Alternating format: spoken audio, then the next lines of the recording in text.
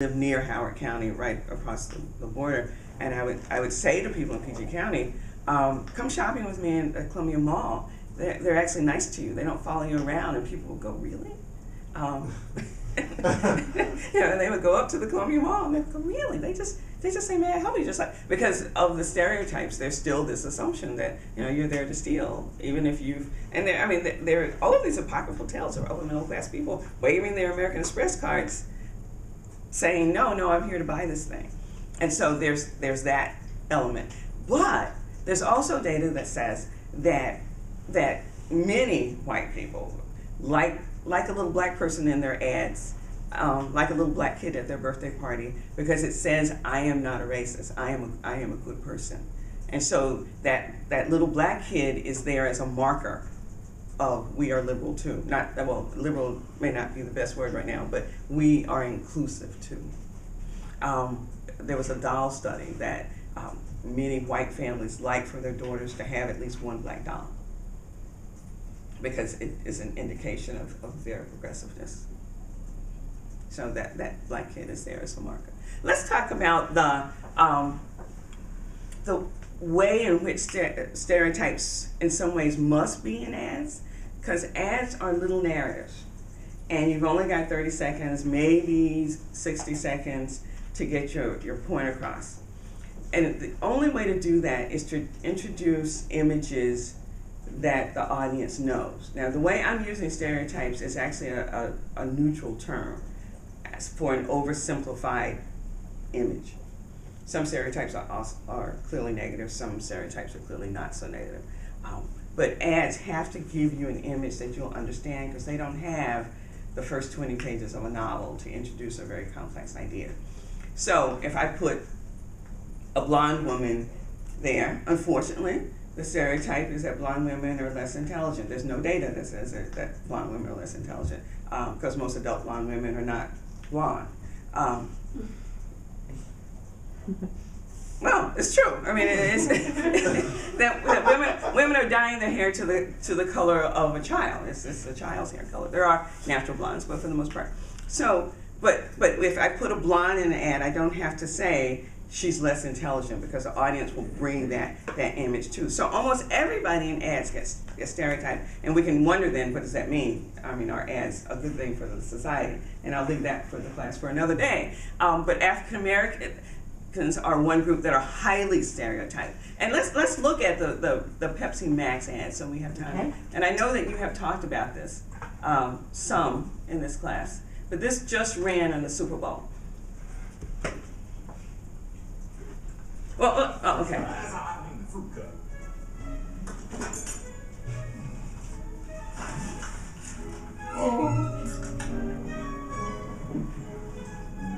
Hey, I'm up.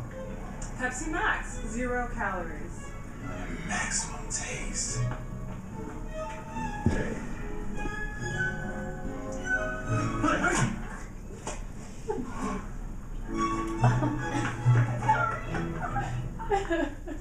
And they leave the poor woman there on the sidewalk. Okay, everybody gets stereotyped there, right?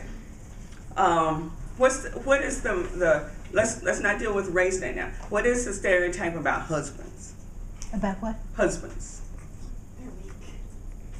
They need They're advice weak? and they need advice and managing and They can't figure out what to put in their own mouths here.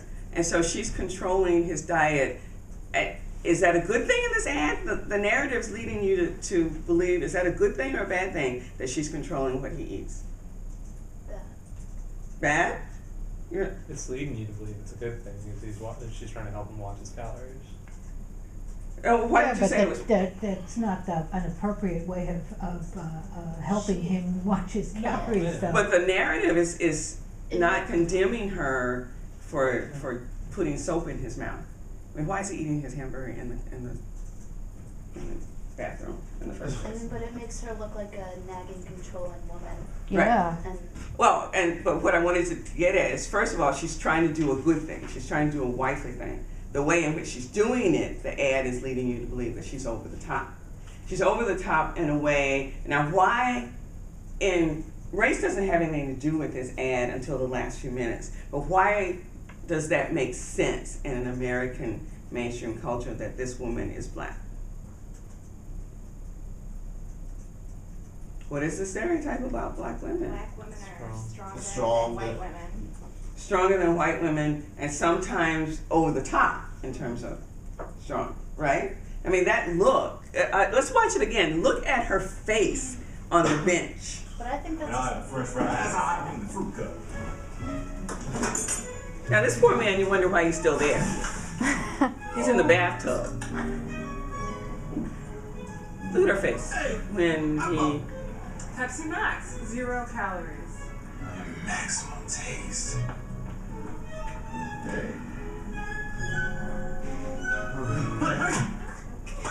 I mean, that is a ugly, bitter face, right?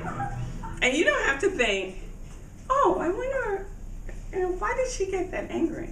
Black women don't get angry. I mean, that's not their response. It's like, I don't believe he looked at that white woman's butt with his wife sitting there, right? Because the stereotype is that she's going to do something. Now, the other gender stereotype is that, and I don't know why they did this, because this is, I mean, the whole ad is over the top. When the white woman runs up, what is the stereotype? Now, we can stereotype people, we can also stereotype relationships. What is the stereotype about black men and white women? Black men like white women. And anybody here from Howard County, where Yeah. where the football players are almost trophies for white women? Yeah. I can agree with that. What was the stereotype about black men And white women, that they like each other. Oh, I see. And so the white woman jogs up, sits down on the bench. Is she innocent in this scene? No. What is she doing? She waves at him. She gives him She smiles at him. she gives him a kind of come hither look. Oh, Do you want to see it again? Yeah, let's see it again. I'm not sure. I thought that I she was. didn't I thought see she was that. being friendly. yeah, I didn't friendly. really see that But- either. This but kind of reminds me of that. I think you could read into it maybe different things. Do you remember that ad? It was like a Coors Light or something like that beach ad where the two people are sitting in like on chairs on the beach and the guy looks at the girl or something that's walking by and the wife takes the lime and like squirts him in the eye. Do you remember that? Pepsi Max, 0 calories. And he looks at her first. Maximum taste.